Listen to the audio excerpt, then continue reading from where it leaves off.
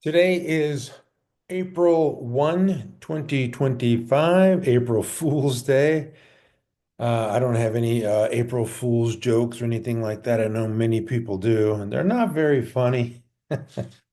But anyway, to me, it feels more like Groundhog Day than April Fool's Day.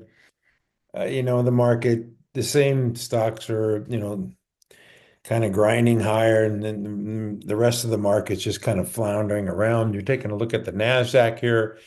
Today, up 150 points on the first day of April, new quarter, new month, and we got day two of an attempted rally here. We have to wait for day four just in case of, let the short sellers clear and make sure we're buying into institutional support and not just short covering. Anyway, the Nasdaq was up 0.87%, closed at 17,450.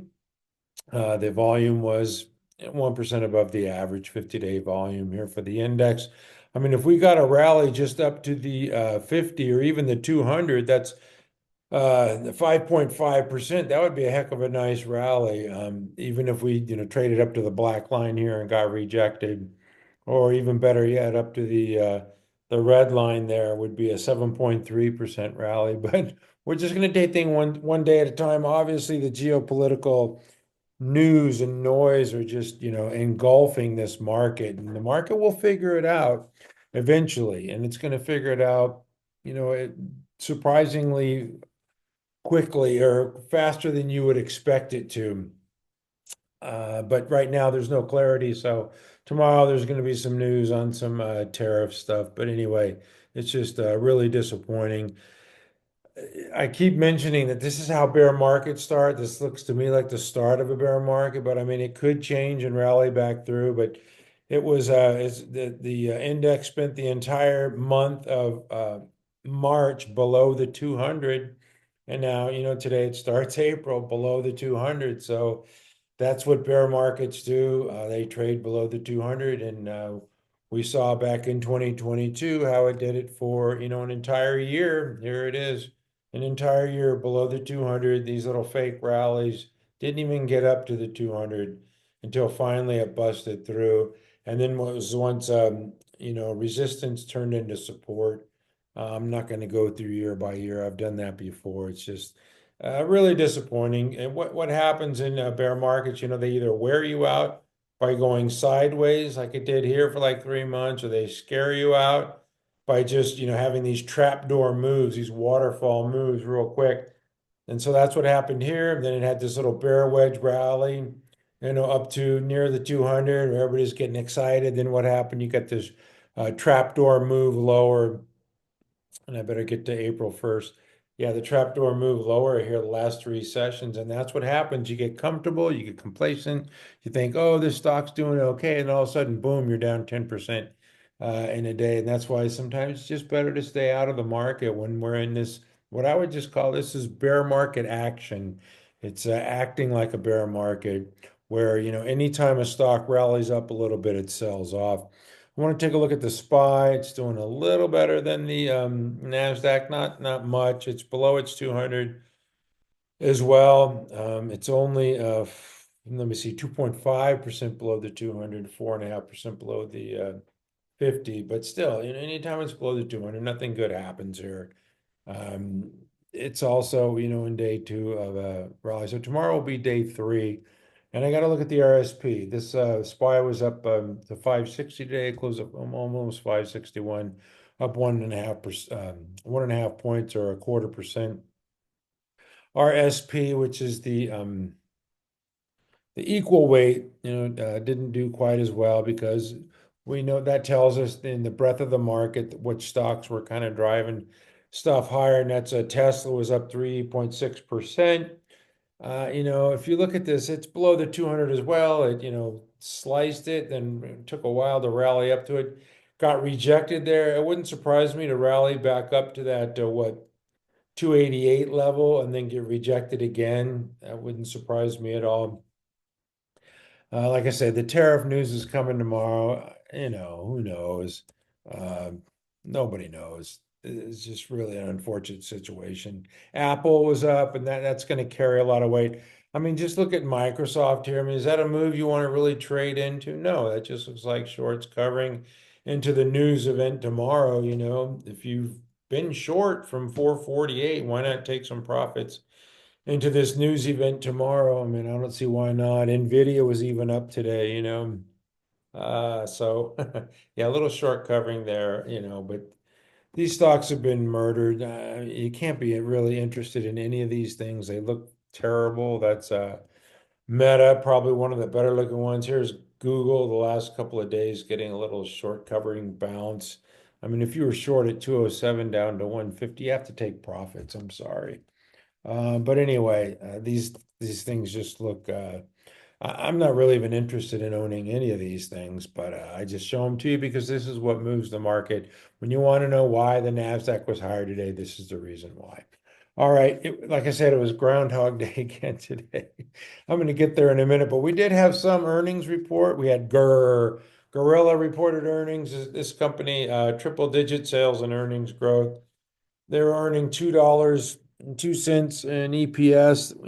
It's growing triple digits. This should be a $50 stock, but can't even get back to 30.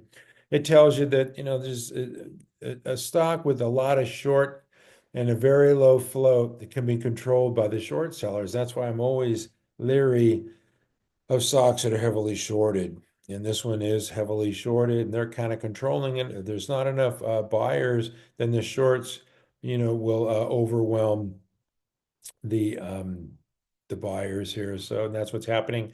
It's making higher lows on February 5th, had a low of 1955, another higher low here on the March 21st of 2230. Yesterday had a low of 2402, and today's low is 2416. So that's, an inside day, you would call it, pulling back support at the 50. Doesn't look horrible, but when you saw that move yesterday of like 18%, you thought it was going to rip today on really strong earnings report, really good guidance, but yeah, they're not believing the story here, and it gave back 15% today. So PVH, I call it Philip Van Heusen. That's the old name, but PVH reported up 18% today. So that's a positive move on an earnings report. I got to get to this NewsMax. This thing is just really acting like a meme stock. This is unhealthy, frothy. Somebody's pushing this thing around. They have like 170 million in sales, and then now the market cap is over 20 billion. So this thing's going to come crashing down to earth at some point. You can see it was up 179% today. And this thing's going to crash to earth with a thud. I don't know who's pumping this up, but I do know that this cannot justify that type of valuation for long. And the other one was CoreWeave, which had their IPO last week, blasted 41% higher. So this one's acting like what was it, 41%? Yeah, this thing's acting like a meme stock too. So you got to be careful out there. At least this one has, earnings and sales and all that. But Newsmax, no siree. All right, just got to go. I mentioned Groundhog Day. It's the same stocks going higher. The gold stocks with gold above 3,100. These are showing strength. This is AU. Anglo Gold, Ashanti, looks good, right? I mean, making new highs. This was DRD, made a new high today, then pulled back down 10 cents. AEM, I think this is another one that, just pulled back a little bit today, made a new high, then pulled back or near a new high. And then Harmony, Gold, another South African gold stock making a new high today, up 2.25%. GFI is another gold stock, ADR South African gold stock making a new high. So it's just over and over again, day after day. This is just like Groundhog Day. There's not these huge moves or anything like that. It's just they're just grinding higher, with the price of gold. So there's Barrick Gold. This one's still set up. I still have this on my ready list. I only have 4 stocks this week. This is one of them, and it's still set up in this cup with handle if you look at the weekly. So it's a laggard for sure because others have broken out and making new highs, while this one's still sitting in a base, up, nearly 3% this week in the first two sessions of the week. So in this tape, I'm taking anything that's going higher because there's a lot of stuff that's selling off. I'm not even going to get into it. There's just a lot. Most of this stuff is selling off. I'm going to move over to the insurance companies. This is another one that I've had on my ready list this week. This is Aflac. Yeah, the one with the duck as the mascot. Aflac duck, and it's up 2.5%. Got the cute commercials, and it's got Nick Saban and Deion Sanders prime time promoting this company. But anyway, it's just it's just the market that we're in. Like I say, it's very bearish. You have to be careful out there. Otherwise, you get stuck in these air pockets on these growth stocks, and you really get hammered. If you want to get long on those things, you're going to pay the price. So I'm just hanging out. I'm not hanging out in anything, actually. I have one stock. But as far as recommending stocks and putting them on ready list, all I can see are insurance, gold, oil and gas, trash, and even the drug stocks that I had high hopes for have been sold off lately because of RFKs firing people and people are resigning. There's just too much turmoil in that group. I'm going to get to that in a minute. That's Bro holding up okay, down 29 cents today. Progressive, another one, holding up okay. You got to consider the tape. It's all relative. It's a very weak tape. Very, very tough to make any progress at all. And this is Ryan Specialty Holdings with an inside day today, just flat on the session. But the insurance stock, the gold stocks, and I did mention the oil and gas energy names. This is EXE, Expand Energy, another one that I've had on my ready list. And this one's popping out from this double bottom base here. Looks pretty decent, up nearly 2% for the week. I mean, it's not, you're not going to get rich. It's not, earth shaking, but it's heading in the right direction. That's all you can say in this type of a tape here. NFG. National Fuel Gas making new highs, just doing the Kelly Slater thing, surfing its moving averages, looks pretty darn good. But like I said, it's not taking off. It's not like a growth stock. It's not like it's going to go up by, 50% in a week or anything like that. This is another one I have on the ready list. Atmos Energy ATO, and it's up nearly 2% this week. So you just got to take what they give, like the old football, if you played football or sports, you just take what the defense gives you. And that's kind of what I'm doing here in the market with the ready list. I did mention one stock that I own. I'm going to get to that in a minute, but I got to get to the trash because the market is trash. So it makes sense that trash stocks would be doing well. This is Waste Connections. This is making a new high, up nearly 2% this week. RSG, they pick up the trash in the neighborhood, the local area neighborhood, up 2.17% this week. And of course, you mentioned trash. You got to mention waste management. I write them checks every week, so that's why I own them long term, up 2.5% this week.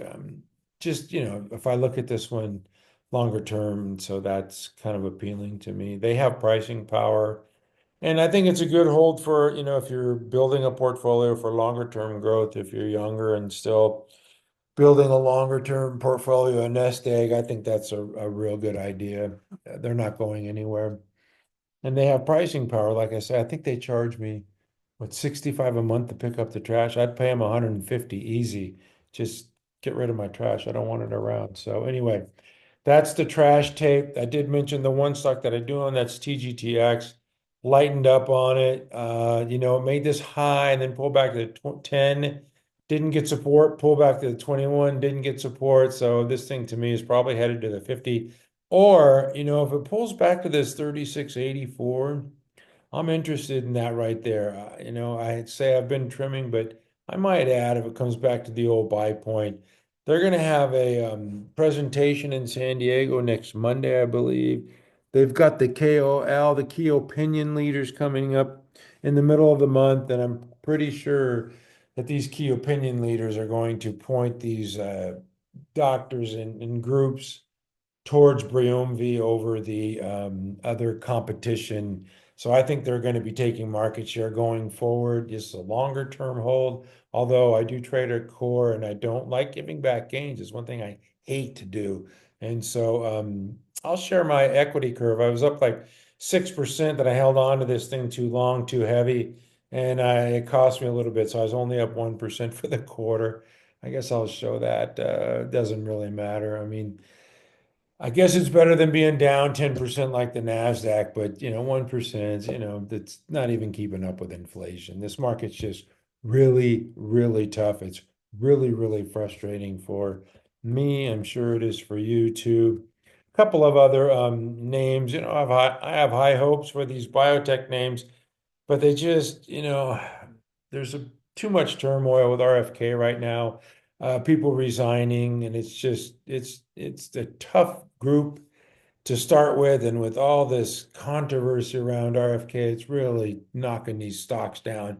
This is Tarsus Pharmaceutical down 5% today. No rhyme or reason. It's got sales growth. It's just like I say, it's a real tough group, tough tape. This is ONC. This is a China-based company set up.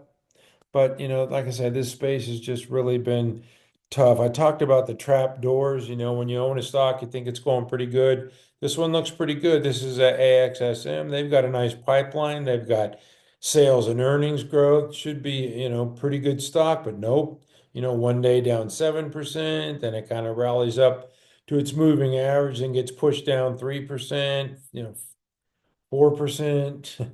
It's just the type of market we're in, and it's just these stocks cannot sustain any type of momentum at all. They're just being sold. Anything that goes up gets sold. Some of the bigger names are holding up a little better, Gilead and Amgen.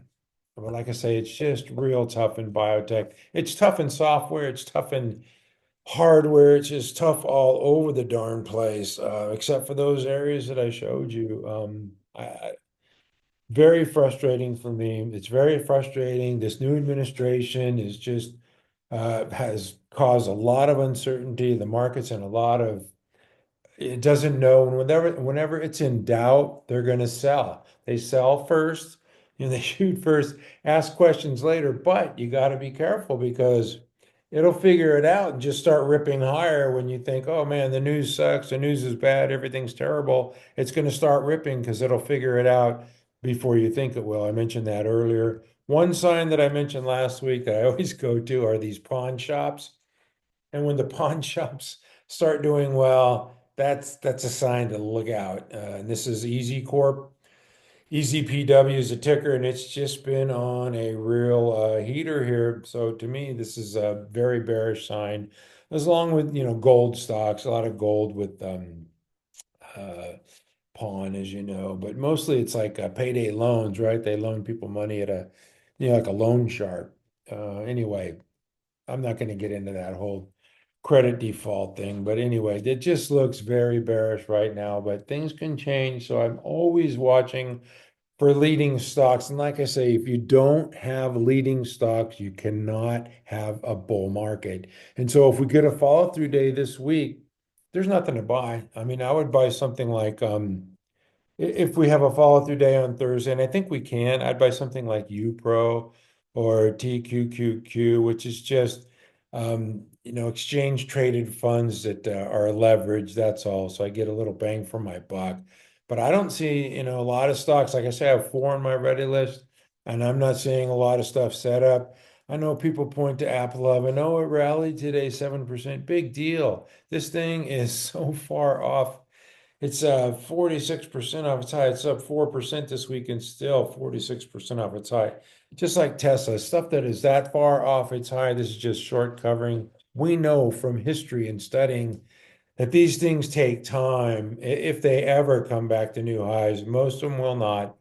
50% of former leaders fall, 80%, and 80% of former leaders fall. 50%.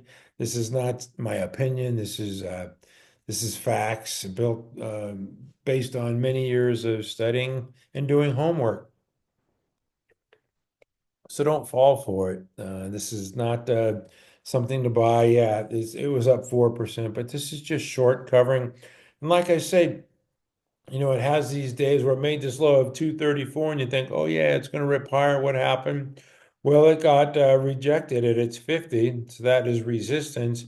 And then you think, oh man, maybe it's going to rip through, right? And then you're down 20% in a day, right? So there you are at 352. Then it has this one day and you think, oh, it's just going to find support at the 21, then rally through its 50 hard. Then March 27th, down 20%. So that's why it's so treacherous. Bear markets they'll kill your portfolio with days like that. If you want to get heavy in stocks, you're gonna get hammered. If you want to probe the market with these small positions and take, little paper cuts, that's fine. But man, if you want to get big, you're gonna get hammered. Trust me, I've been there, done that, and you don't want to do it. It's very painful. Shopify, same thing, came down to the 200, rallied up to the 50. You think it's going to, trade right through there, but nope, it's rejected. There's your 5% move, and then 2%, then 5.5%. So, this is a combined, 20% move on the downside, and it's just too much pain. So, Hood is another one that I think could be a leader if we ever have excuse me, when we have a new uptrend. I think Hood could be a new leader, but once again, rejected at the 50.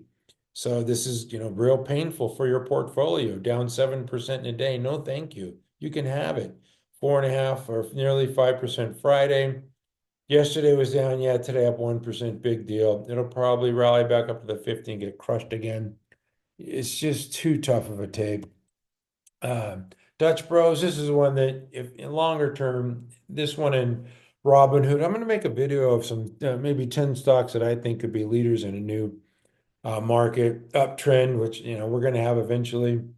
Dutch Bros taking market share, raising same store sales guidance, coming up with new products, new drinks, and this thing just sells off. This one actually rallied above its 50 and then sold off 6%, 4%. That's just too much pain. So that's what happens in bear markets. And I'm just warning you, if you think you're gonna, ride a stock higher, anything that goes up sells right back off. And that's just the name of the game in bear markets. Anyway, that's it for me. Thank you for watching. I don't have anything to honor Steve Jobs today, except for you know, just a fair warning in honor of the great Steve Jobs. Yeah, it's up to 254 after hours. I don't know what's going on here. Anyway, this is going to come crashing down. So don't chase stuff like that. And in the Nasdaq, like I said, there's going to be news tomorrow. It's so far below the 200 that we could get a tradable rally up to the 200 again. Approach it anyway. It got to within 1% of it back in the end of March 25th. But just be careful out there. That's my only warning. If we do have a follow through day, starting Thursday, we'll be watching for that. I believe we can have one, and like I say, rally up to the 200, which would be 5.5%. But I mean, you have to live in reality. And since this December 16th high of 20,204, we had a 17% correction down to the low of 16,854. 17%, folks. That's roughly half of the bear market losses that the Nasdaq suffered in 2022 when I showed you it was down below its 200 for 11 months. This is a 38% bear market. We've already had a 17% bear market. So I'm just saying that this is how bear markets start. I'm not saying we're going to have one. You know me, I'm always positive. I'm always accentuate the positive, eliminate the negative, but I'm just trying to keep an open mind and be flexible. We could certainly have a V-shaped recovery and rally to new highs. That's not out of the realm of possibilities. We could have a tradable rally up to the 200 and get rejected. But for right now, below the 200, bad things happen, and I can't get real super bullish until we trade above it. So that's just keeping it simple, keeping it real.